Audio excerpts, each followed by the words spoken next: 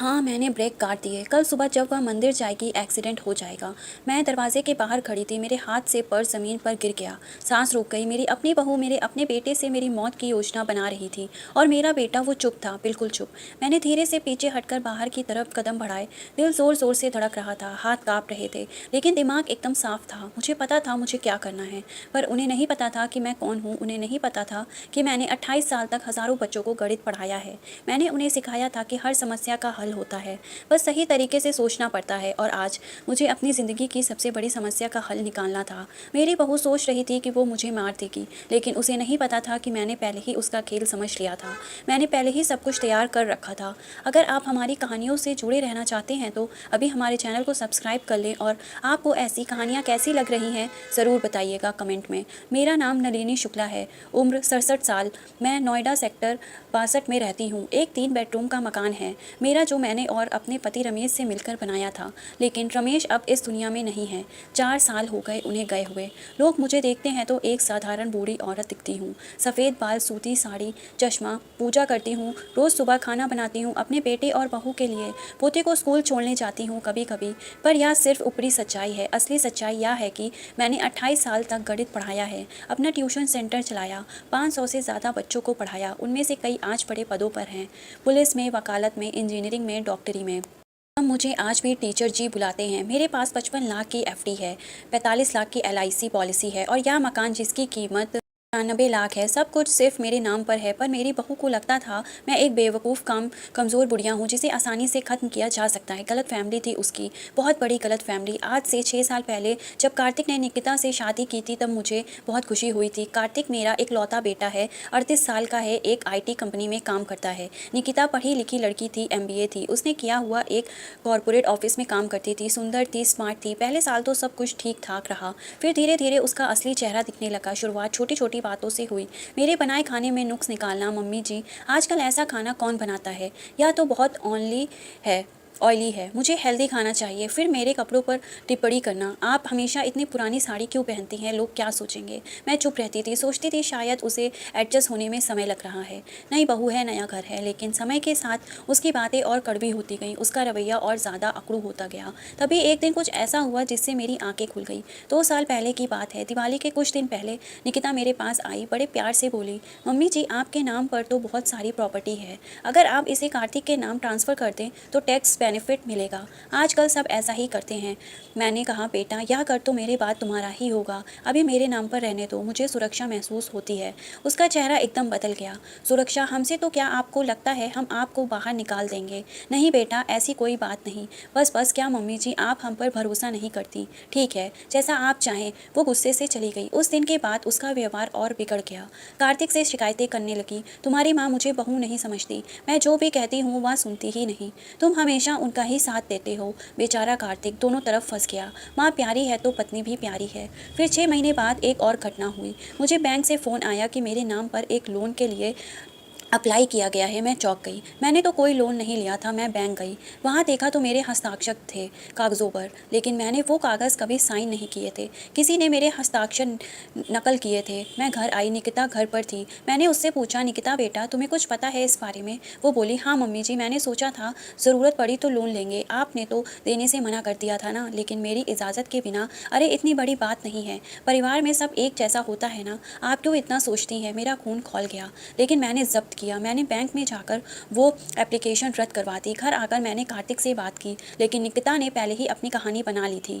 Mummy जी गलत समझ गई, मैं तो बस एक एक्सप्लोर कर रही थी ऑप्शंस, उन्हें लगा मैं लोन ले रही हूँ। कार्तिक ने मुझसे कहा, मम्मी शायद कोई अंडरस्टैंडिंग हुई होगी, निकिता ऐसे नहीं करेगी। मैं समझ गई, मेरा बेटा अपनी पत्नी के प्यार में अंधा हो गया है। उस रात मैं अपनी स्टडी रूम में बैठी थी, वह कमरा जहाँ मैं अपने ट्यूशन के बच्चों को पढ़ाती थी। दीवारों पर मेरे छात्रों की तस्वीरें लगी थी। मुझे याद आया मैं उन्हें क्या सिखाती थी, जब कोई समस्या आए तो घबराओ मत, चुपचाप सबूत इकट्ठा करो, हर कदम सोच समझकर उठाओ। मैंने फैसला किया, अब से मैं निकिता पर नज़र रखूंगी, हर चीज़ नोट करूंगी। अगर वह कुछ गलत कर रही है तो मुझे सबूत चाहिए। मैंने एक डायरी शुरू की, छुपा कर रखती थी अपनी पुरानी किताबों के बीच, हर घटना, हर तारीख, सब कुछ लिखती थी। फिर एक दिन मेरे पुराने छात्र दिनेश आए। अब वह पुलिस इंस्पेक्टर थे। चाय पीते पीते मैंने उनसे कहा, बेटा अगर किसी को शक हो कि घर में कुछ गलत हो रहा है तो क्या करना चाहिए? वो समझ गए, बोले टीचर जी आप ठीक है ना, कोई परेशानी है क्या? मैंने कहा नहीं बेटा, बस ऐसे ही पूछ रही थी। लेकिन उन्होंने मुझे एक छोटा सा मोबाइल फ़ोन दिया। बोले टीचर जी इसमें रिकॉर्डिंग का फीचर है, अगर कभी ज़रूरत पड़े तो इस्तेमाल कर लेना, और मेरा नंबर हमेशा आपके पास है। मैंने वो फ़ोन रख लिया, और अच्छा हुआ कि मैंने रखा, क्योंकि अगले कुछ महीनों में जो हुआ वो मेरी सोच से भी ज़्यादा खतरनाक था। 6 महीने पहले की बात है, मुझे अचानक तेज़ बुखार आया, उल्टियाँ होने लगीं, पेट में बहुत दर्द था। कार्तिक मुझे अस्पताल ले गया। डॉक्टर ने कहा फूड पॉइजनिंग लगती है। कुछ खराब खाया था क्या? मैंने कहा नहीं तो, वही घर का खाना था। 3 दिन अस्पताल में रही, फिर घर आई। ठीक होने में 1 हफ्ता लगा। तब मुझे शक हुआ, उस दिन खाने में क्या था, किसने बनाया था। मुझे याद आया, निकिता ने कहा था मम्मी जी आप आराम करो, मैं आज खाना बना देती हूँ, और सिर्फ मुझे ही बीमारी हुई थी, किसी और को कुछ नहीं हुआ। क्या यह संभव है? नहीं, मैं गलत सोच रही हूँ शायद। कोई अपनी सास को, लेकिन मेरा मन नहीं माना। मैंने और सावधान रहना शुरू किया। अब मैं अपना खाना अलग से बनाती थी, कहती थी मुझे कम मसाला पसंद है। और फिर 2 महीने पहले एक और घटना हुई जिसने मेरे सारे शक पक्के कर दिए। मेरे पुरानी छात्रा रोहित अब मैकेनिक है, उसकी अपनी गैराज है सेक्टर 62 में ही। अब मैं कभी कभी अपनी कार की सर्विसिंग उसी से करवाती हूँ। एक दिन वह घर आया, बोला टीचर जी आपकी कार की सर्विसिंग की समय हो गया है, मैं चेक कर लेता हूँ। मैंने कहा ठीक है बेटा। वो नीचे पार्किंग में गया, कुछ देर बाद वापस आया, उसका चेहरा परेशान था। टीचर जी ज़रा नीचे चलिए, एक बात दिखानी है। मैं उसके साथ गई, उसने मुझे कार के नीचे का हिस्सा दिखाया, वहाँ ब्रेक फ्लूइड थी। देखिए टीचर जी ब्रेक लाइन कट गई है, यह खतरनाक है, अगर आप इस कार को चलाती तो। मेरा दिल धक से रह गया, कैसे हो सकता है यह? रोहित ने ध्यान से देखा, फिर बोला टीचर जी यह अपने आप नहीं हुआ, किसी ने काटा है। देखिए यह निशान, मेरे हाथ में पैर ठंडे पड़ गए, किसी ने जानबूझकर। रोहित बेटा तुम किसी को बताना मत, मैं सोचती हूँ कि क्या करना है। लेकिन टीचर जी बस बेटा तुम यह कार ठीक कर दो, और हाँ किसी से इस बारे में बात मत करना। उस दिन से मैंने गाड़ी चलाना बंद कर दिया। कहती थी पैर में दर्द है, ऑटो से चली जाती हूँ, लेकिन मेरे दिमाग में तूफान चल रहा था। कौन कर सकता है ऐसा, और क्यों? रात को जब सब सो गए, मैं अपनी स्टडी में बैठी सोच रही थी, एक गणित की अध्यापिका की तरह समस्या को समझने की कोशिश कर रही थी। किससे फ़ायदा होगा मेरी मौत से? मेरे पास क्या है जो कोई चाहता होगा? प्रॉपर्टी, पैसा, सब कुछ मेरे नाम पर है। अगर मैं नहीं रहूँगी तो सब कुछ कार्तिक को मिलेगा, और कार्तिक पर किसका नियंत्रण है? निकिता का। मुझे समझ आ गया, लेकिन मैं क्या करूँ? पुलिस में जाऊँ? क्या सबूत है मेरे पास? ब्रेक लाइन, वह कह देगी कि वह पुरानी हो गई होगी, खाने में जहर, कोई सबूत नहीं। सब परिस्थितियां हैं, अनुमान हैं। नहीं, मुझे पक्के सबूत चाहिए, मुझे उसे हाथों पकड़ना होगा। मैंने रोहित को फ़ोन किया, बेटा क्या तुम मेरी पार्किंग में एक छुपा हुआ कैमरा लगा सकते हो? टीचर जी लेकिन क्यों? बस लगा दो बेटा, मुझे कुछ चेक करना है। 3 दिन बाद रोहित ने एक छोटा सा कैमरा लगाया, इतना छोटा कि किसी को दिखे ही नहीं, पार्किंग की छत पर पाइप के पीछे। मैंने 2 हफ्ते तक वह कैमरा चलने दिया। रोज़ रात को रोहित के लैपटॉप पर रिकॉर्डिंग देखती थी, और फिर मुझे वह मिल गया जो मैं खोज रही थी। 10 दिन पहले की रात 2 बजे निकिता पार्किंग में उतरी, चारों तरफ देखा, फिर मेरी कार के नीचे गई। हाथ में एक छोटा सा औजार था। कैमरे ने सब कुछ साफ साफ रिकॉर्ड किया। उसके चेहरे के भाव, उसके हाथ ब्रेक लाइन पर काम कर रहे थे, सब कुछ। मेरे हाथ कांप रहे थे। वह वीडियो देखकर मेरी अपनी बहू, मेरे बेटे की पत्नी मुझे मारने की कोशिश कर रही थी, लेकिन अब मेरे पास सबूत था, पक्का सबूत। मैंने वह वीडियो सेव की, कॉपी बनाई, एक निदेश को भेजी, एक अपने वकील छात्र तन्मय को भेजी। तन्मय से मिली, सब कुछ बताया। वो चौंक गया, बोला टीचर जी यह तो अटेम्प्टेड मर्डर है, आप तुरंत पुलिस में रिपोर्ट कीजिए। मैंने कहा नहीं बेटा, अभी नहीं, पहले मैं पूरी तैयारी करना चाहती हूँ, मुझे और सबूत चाहिए। मुझे यह भी पता लगाना है कि क्यों वो ऐसा कर रही है। अगले कुछ दिनों में मैंने बहुत काम किया, मैंने अपने सारे कागजात इकट्ठा किए, प्रॉपर्टी के, एफडी के, इंश्योरेंस के, सब कुछ फोटोकॉपी करवाई। मैंने तन्मय से कहा कि वह पता लगाए निकिता की फाइनेंशियल स्थिति क्या है। 2 दिन बाद वह एक रिपोर्ट लेकर आया, टीचर जी निकिता के ऊपर 12 लाख का कर्ज है, उसने एक बिजनेस शुरू किया था जो फेल हो गया, क्रेडिट कार्ड पर भी बहुत कर्ज है, बैंक नोटिस भेज रहे हैं। अब मुझे सब समझ आया, उसे पैसों की सख्त ज़रूरत है। मेरी मौत उसके सारे मसले हल कर देगी, प्रॉपर्टी, एफडी, इंश्योरेंस, सब कुछ कार्तिक के नाम आ जाता, और कार्तिक उसकी मुट्ठी में था। मैंने अपने 15 पुराने छात्रों से संपर्क किया, सबको बुलाया, उन्हें सब बताया, सब झटके से रह गए। दिनेश बोला टीचर जी आप FIR कीजिए, हम सब गवाह बनेंगे। तन्मय बोला मैं केस फाइल करता हूँ, या क्लियर अटेम्प्टेड मर्डर है। मेरा एक और छात्र अब पत्रकार है, आदित्य, वो बोला टीचर जी मैं इसे पब्लिश करूँगा, लोगों को पता चलना चाहिए। मैंने सबको रोका, ठहरो बच्चों, अभी नहीं, पहले मुझे उसका असली चेहरा सबके सामने लाना है, मुझे उसे अपनी ही बातों में फंसाना है। मैंने एक योजना बनाई। मैंने कार्तिक से कहा कि मुझे डॉक्टर ने चेकअप के लिए बुलाया है, कल सुबह जाना है, मैं अपनी कार से जाऊँगी। निकिता की आंखों में एक चमक आई, शायद उसे लगा उसका काम हो जाएगा, लेकिन अगली सुबह मैं नहीं गई। बहाना बनाया कि डॉक्टर ने अपॉइंटमेंट कैंसिल कर दिया। निकिता निराश दिखी। फिर परसों दोपहर की बात है। मैं बाहर गई, कहा मैं मंदिर जा रही हूँ, लेकिन असल में मैं पास की मार्केट में ही थी। 1 घंटे बाद वापस आई। धीरे से घर में दाखिल हुई, आवाज़ें आ रही थी। ड्राइंग रूम से निकिता की आवाज़। मैं दरवाजे के पीछे खड़ी हो गई। मेरे हाथ में वही छोटा मोबाइल फ़ोन था जो दिनेश ने दिया था। मैंने रिकॉर्ड बटन दबाया और फिर मैंने वह सुना जो मैं कभी भूल नहीं पाऊंगी। निकिता बोल रही थी, कार्तिक सुनो ना, बस कुछ और दिन। मैंने ब्रेक काट दिए हैं। कल सुबह जब वह मंदिर जाएंगी एक्सीडेंट हो जाएगा। मेरी सांस रुक गई। मैं वहीं जम गई। कार्तिक की आवाज़ आई, कमज़ोर, हिचकिचाती हुई। निकिता, ये क्या कार्तिक, यह ज़रूरी है? तुम्हें पता है हम पर कितना कर्ज है? 12 लाख बैंक कोर्ट में केस करने वाले हैं। तुम्हारी माँ के पास इतना पैसा है, इतनी प्रॉपर्टी है और वह दे नहीं रही, तो फिर हम और क्या करें? लेकिन या तो मर्डर है। मर्डर नहीं, एक्सीडेंट। कोई पूछेगा नहीं। बूढ़ी औरत, ब्रेक फेल हो गए, एक्सीडेंट हो गया, नॉर्मल बात है। मेरे हाथों से मोबाइल लगभग गिर ही गया था। मेरी अपनी बहू और मेरा बेटा, वो चुप था, रोक नहीं रहा था। निकिता फिर बोली, कार्तिक हमारे पास और कोई रास्ता नहीं। एक बार यह हो जाए फिर सब ठीक हो जाएगा। प्रॉपर्टी बेच देंगे, कर्ज चुका देंगे, फिर हम अपनी ज़िंदगी जी पाएंगे। समझो ना। कार्तिक अब भी कुछ नहीं बोल रहा है। मैंने रिकॉर्डिंग बंद की, धीरे से बाहर निकल गई। मेरा पूरा शरीर कांप रहा था, आंखों में आंसू थे। मेरा बेटा, मेरा अपना बेटा, लेकिन मुझे रोना नहीं था, मुझे लड़ना था। मैं सीधे पार्किंग में गई, मोबाइल से रोहित को फ़ोन किया। बेटा तुरंत एक टो ट्रक भेजो, मेरी कार को उठवाना है। 20 मिनट में टो ट्रक आ गई। मेरी कार को उठा लिया। मैंने ड्राइवर को एड्रेस दिया, इंदिरापुरम सेक्टर 14। यह एड्रेस है। क्या निकिता की माँ का घर था। मैंने एक छोटी सी चिट्ठी लिखी, तुम्हारी बेटी का तोहफा, ब्रेक चेक करना। कार को वहाँ पहुँचवाया, चिट्ठी चिपकाई। फिर मैं वापस आई, सीधे दिनेश को फ़ोन लगाया। बेटा अब समय आ गया है, मैं पुलिस स्टेशन आ रही हूँ, FIR करनी है। घंटे भर में मैं, दिनेश, तन्मय, रोहित, आदित्य और मेरे 10 और छात्र पुलिस स्टेशन में पहुँचे। मैंने सारे सबूत दिखाए, पार्किंग का वीडियो, आज की रिकॉर्डिंग, अस्पताल के कागजात, बैंक फ्रॉड के दस्तावेज, निकिता के कर्ज की जानकारी। दिनेश ने अपने सीनियर ऑफिसर को सब समझाया। FIR दर्ज हुई और बाद में पुलिस की गाड़ी में अपने घर पहुंच गई। मेरे साथ 2 पुलिस ऑफिसर थे, मेरे 15 छात्र भी साथ थे। दरवाज़ा खुला तो कार्तिक चौंक गया। मम्मी, या पुलिस? निकिता अंदर से आई। उसे देखते ही मुझे गुस्सा आया, लेकिन मैंने खुद को संभाला।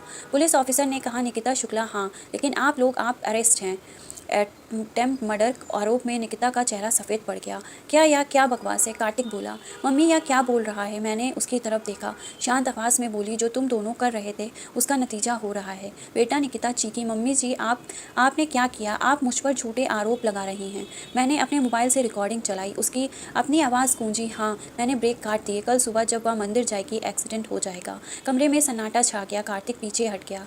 या तुमने? मैंने लैपटॉप खोला, पार्किंग का वीडियो चलाया। साफ साफ दिख रहा था निकिता मेरी कार के ब्रेक काट रही है। निकिता की आंखें फटी की फटी रह गई। यह सब सच है, मैंने कहा। मेरी आवाज़ अब भी शांत थी, लेकिन उसमें ताकत थी। तुमने सोचा था मैं बूढ़ी बेवकूफ़ औरत हूँ, लेकिन तुम भूल गई निकिता, मैं 28 साल तक टीचर रही हूँ। मैंने हज़ारों बच्चों को समस्याएं हल करना सिखाया है, और आज मैंने अपनी ज़िंदगी की सबसे बड़ी समस्या हल की है। दिनेश आगे बढ़ा, और टीचर जी को सिर्फ यही सबूत नहीं मिला। हमने तुम्हारे फाइनेंशियल रिकॉर्ड्स भी देखे, 12 लाख का कर्ज, फेल बिजनेस, बैंक के नोटिस, सब कुछ। तन्मय ने एक फ़ाइल निकाली, और यह देखो, टीचर जी के नाम पर फर्जरी लोन एप्लीकेशन में झूठे हस्ताक्षर। यहाँ भी एक अलग केस है। रोहित बोला, और मैकेनिकल एक्सपर्ट के तौर पर मैं गवाही दूंगा कि कार की ब्रेक लाइन जानबूझकर काटी गई थी। निकिता की टांगें कांपने लगी, वो ज़मीन पर बैठ गई। नहीं नहीं, मैंने। कार्तिक मेरे पास आया, आंखों में आंसू थे। मम्मी, मुझे माफ़ कर दो, मैं नहीं जानता था। मैंने उसकी तरफ देखा, दर्द था मेरी आंखों में। नहीं जानते थे कार्तिक, या जानना नहीं चाहते थे। आज तुमने उसे मुझे मानने से नहीं रोका, चुप रहे।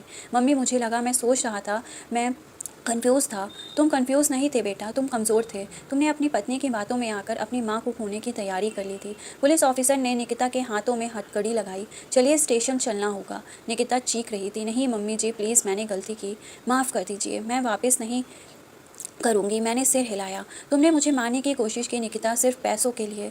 तुम्हें माफ़ी नहीं, सज़ा चाहिए। कार्तिक भी अब रो रहा था। मम्मी प्लीज़, वो मेरी पत्नी है और मैं तुम्हारी माँ हूँ। वो माँ जिसने तुम्हें पाला, पढ़ाया, बड़ा किया, लेकिन आज तुमने उसे चुनने के बदले चुप रहना चुना। यह मैं कभी नहीं भूल पाऊंगी। निकिता को ले जाया गया। उसकी चीखें सुनाई दे रही थी, कार्तिक, कार्तिक, मुझे बचाओ। लेकिन कार्तिक कुछ नहीं कर सकता था। पुलिस जाने के बाद मेरे सारे छात्र बैठे थे ड्राइंग रूम में। दिनेश बोला, टीचर जी, आप बहुत बहादुर हैं, किसी और की जगह होता होता तो शायद मैंने कहा नहीं बेटा, मैं डरी हुई थी, बहुत डरी हुई, लेकिन तुम लोगों ने मेरा साथ दिया, तुम सबने मुझे हिम्मत दी। आदित्य बोला, टीचर जी मैं इस केस को पब्लिश करना चाहता हूँ। लोगों को जानना चाहिए कि बुजुर्गों के साथ क्या हो रहा है और यह भी कि वो कैसे लड़ सकते हैं। मैंने सोचा, फिर कहा ठीक है, लेकिन मेरी एक शर्त है, इसे सिर्फ मेरी कहानी मत बनाओ, इसे हर उस बुजुर्ग की कहानी बनाओ जो अपने ही घर में असुरक्षित महसूस करता है। उन्हें बताओ कि वहाँ भी लड़ सकते हैं, उन्हें भी न्याय मिल सकता है। तन्मय बोला, टीचर जी अब केस की तैयारी शुरू करनी होगी। निकिता को बेल नहीं मिलेगी, या नॉन वेलेबल ऑफिस है। अटेम्प्टेड मर्डर को अभी जेल में ही रहेगी। और कार्तिक, मैंने पूछा। उसने रोका नहीं, लेकिन उसने किया भी नहीं। वह एक्सेसरी हो सकता है, लेकिन अगर वह आपके खिलाफ गवाही देता है निकिता के बारे में तो उसे छूट मिल सकती है। कार्तिक कोने में बैठा था, सिर झुकाए। मम्मी मुझे नहीं पता था वह इतनी दूर चली जाएगी। मैंने उसे देखा। कार्तिक, तुम्हें पता था कि वह गलत है, तुमने मुझसे झूठ बोला। जब मैंने फ्रॉड के बारे में पूछा तुमने उसका साथ दिया। जब उसने मुझे बूढ़ा बोलकर एक कदम उसके साथ खड़े रहे, और आज जब उसने मुझे मारने की बात की तभी तुम चुप रहे। मम्मी मैं डर गया था। मैं तुम अपनी पत्नी से ज़्यादा प्यार करते हो, अपनी माँ से। ठीक है, यह तुम्हारा चुनाव था, लेकिन अब नतीजे भी भुगतने होंगे। अगले हफ्ते बहुत कुछ हुआ। निकिता के घर वाले आए। उसकी माँ रो रही थी। दीदी जी प्लीज़ माफ़ कर दीजिए, वो बच्ची है, गलती हो गई। मैंने कहा, आपकी बच्ची ने मुझे मारने की कोशिश की, मैं भी किसी की माँ हूँ। क्या आप चाहती हैं कि वह सफल हो जाती? वो चुप हो गई। निकिता के पिता बोले, हम कर्ज चुका देंगे, सब कुछ ठीक कर देंगे, बस केस वापस ले लीजिए। नहीं, केस नहीं जाएगा वापस। आपकी बेटी को सजा मिलनी चाहिए और मिलेगी। कोर्ट में पहली बार सुनवाई हुई। निकिता को बेल नहीं मिली।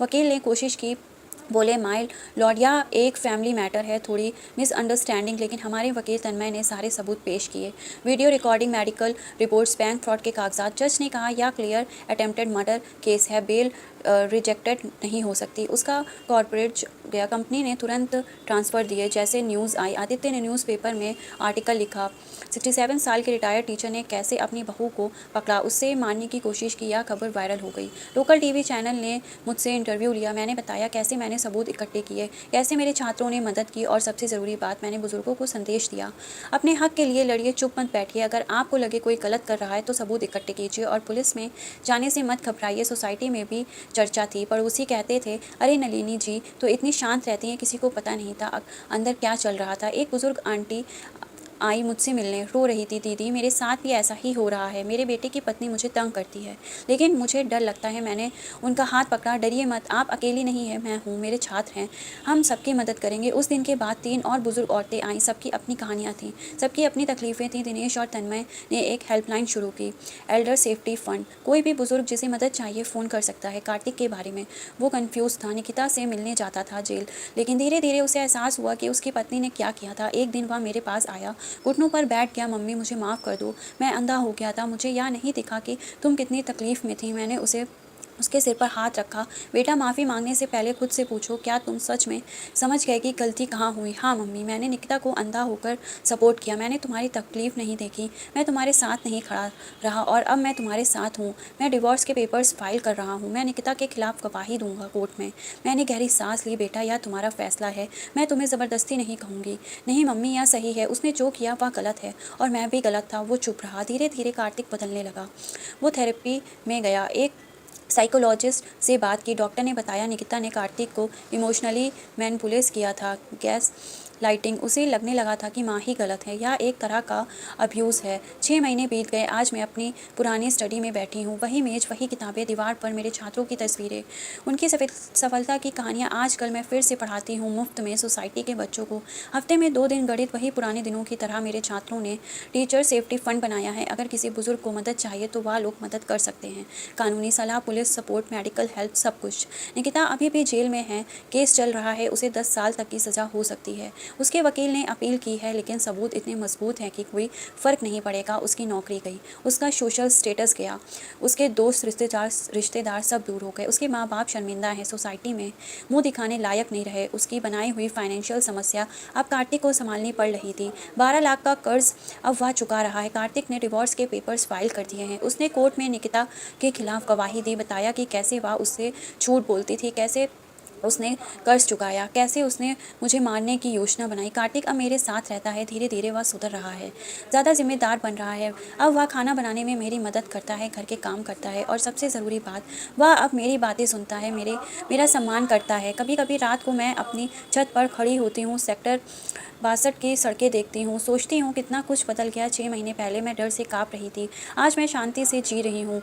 6 महीने पहले मेरी अपनी बहू मुझे मारना चाहती थी, आज वह जेल में है। 6 महीने पहले मेरा बेटा मेरे खिलाफ था, आज वह मेरे साथ है। और सबसे ज़रूरी बात, 6 महीने पहले मैं अकेली थी, आज मेरे आसपास प्यार करने वाले लोगों का एक पूरा नेटवर्क है।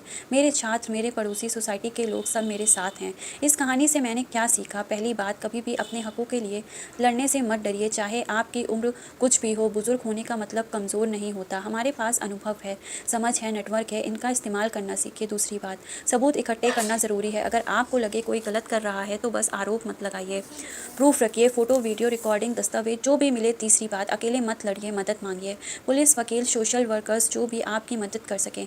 चौथी बात, अपनी प्रॉपर्टी अपने नाम पर रखिए, कभी भी जल्दबाजी में किसी के नाम ट्रांसफ़र मत कीजिए, टैक्स बेनिफिट जैसी बातों में मत आइए। पांचवी बात, आप अपने बच्चों से प्यार कीजिए लेकिन अंधे होकर नहीं, अगर वह गलत हैं तो उन्हें बताइए, उन्हें सुधारिए। और सबसे ज़रूरी बात, खुद पर भरोसा रखिए, आप जितना सोचते हैं उससे ज़्यादा ताकतवर है ज़िंदगी भर का अनुभव, मेहनत से कमाया हुआ ज्ञान, सब आपकी ताकत है। मुझे लगता था मैं बस एक बूढ़ी औरत हूँ, लेकिन आज मुझे पता है मैं एक फाइटर हूँ, एक स्वाइपर हूँ और सबसे बढ़कर मैं एक गणित की अध्यापिका हूँ जो हर समस्या का हल निकाल सकती हूँ। निकिता ने सोचा था वह मुझे ख़त्म कर देगी, लेकिन उसने यह नहीं सोचा था कि मैं उससे पहले ख़त्म कर दूँगी। कानूनी तौर पर सही तरीके से उसने मेरी उम्र को मेरी कमज़ोरी समझा, लेकिन वो मेरी ताकत थी, क्योंकि इस उम्र तक आते आते मैंने बहुत कुछ सीखा था, धैर्य, रणनीति और सबसे ज़रूरी सही समस्या का इंतज़ार करना। आज जब मैं अपने स्टडी रूम में बैठी हूँ तो मुझे शांति मिलती है। मेरे आसपास गणित की किताबें हैं, बच्चों की कंपनियाँ हैं, दीवारों पर तस्वीरें हैं। यह मेरी दुनिया है, यह मैंने बनाई है और इसे कोई छीन नहीं सकता। कभी कभी मुझे निकिता की याद आती है, लेकिन दया नहीं आती। उसने अपना चुनाव किया था, उसने पैसों को इंसान से ऊपर रखा, उसने अपनी सांस की जान लेने की कोशिश की, अब वह नतीजे भुगत रही है। जेल में अकेली, उसका करियर बर्बाद, उसकी शादी टूटी, उसकी इज्जत गई, उसका भविष्य अंधेरे में, और मैं अपने घर में हूँ, अपने बेटे के साथ, अपने छात्रों से घिरी हुई शांति से जी रही हूँ। न्याय को समझ सकता है, लेकिन न्याय होता है, बस धैर्य रखना पड़ता है।